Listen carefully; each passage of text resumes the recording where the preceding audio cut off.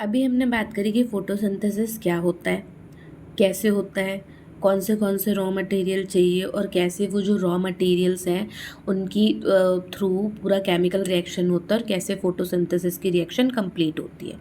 अब हम बात कर लेते हैं कि भाई फोटोसिंथेसिस का इम्पोर्टेंस क्या है, what is the importance of photosynthesis. So basically अगर देखा जाए तो फोटोसिंथेसिस ना बहुत ही यूनिक प्रोसेस है। In fact it is the only process on the earth by which green leaves capture sunlight and use it as a source of energy to prepare their food. मतलब कहीं देखा है कि सूरज की रोशनी को यूज़ करके पूरा केमिकल रिएक्शन कंप्लीट करके खाना बना लिया जा रहा है। तो देखा जाए तो फोटोसिंथेसिस पूरी दुनिया में ना इकलौता ऐसा प्रोसेस दिख रहा है जहाँ पर भाई सोलर एनर्जी का इस्तेमाल करके कोई लिविंग ऑर्गेनिज्म जो है वो अपने लिए फूड प्रिपेयर कर पा रहा है। ठीक है। अब इम्पॉर्टेंस की अगर बात करें तो first of all it provide food for all organism. सभी लिविंग ऑर्गेनिज्म के लिए फूड का सोर्स है। सभी के लिए कैसे है भाई, जितनी भी लाइफ फॉर्म अर्थ पर है वो प्लांट पर डायरेक्टली या इनडायरेक्टली फूड के लिए डिपेंड करती है।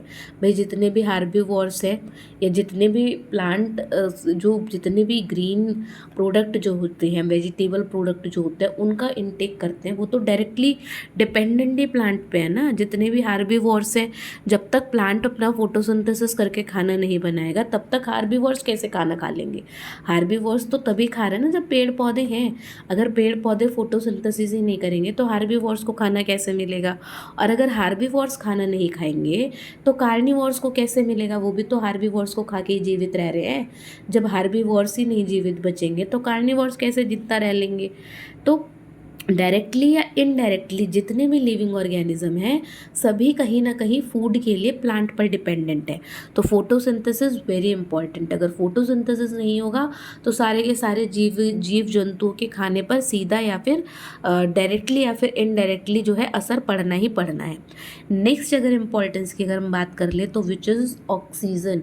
हम सभी को पता है कि जब फोटोसिंथेसिस का प्रोसेस होता है तभी प्लांट ऑक्सीजन को रिलीज करते हैं एंड इसी ऑक्सीजन का यूज़ हम सारे के सारे लिविंग ऑर्गेनिज्म रेस्पिरेशन के लिए करते हैं। तो इन केस अगर प्लांट्स में फोटोसिंथेसिस नहीं होगा तो प्लांट्स ऑक्सीजन रिलीज नहीं करेंगे और प्लांट्स ऑक्सीजन रिलीज नहीं करेंगे तो जो अदर लिविंग ऑर्गेनिज्म है उनके पास ऑक्सीजन ही नहीं होगा रेस्पिरेशन करने के लिए। तो डायरेक्टली हमारी जो सांस लेने की जो क्षमता है ना, मतलब जो ऑक्सीजन जो हम इनटेक कर रहे हैं उस पर सीधे सीधे असर पड़ेगा।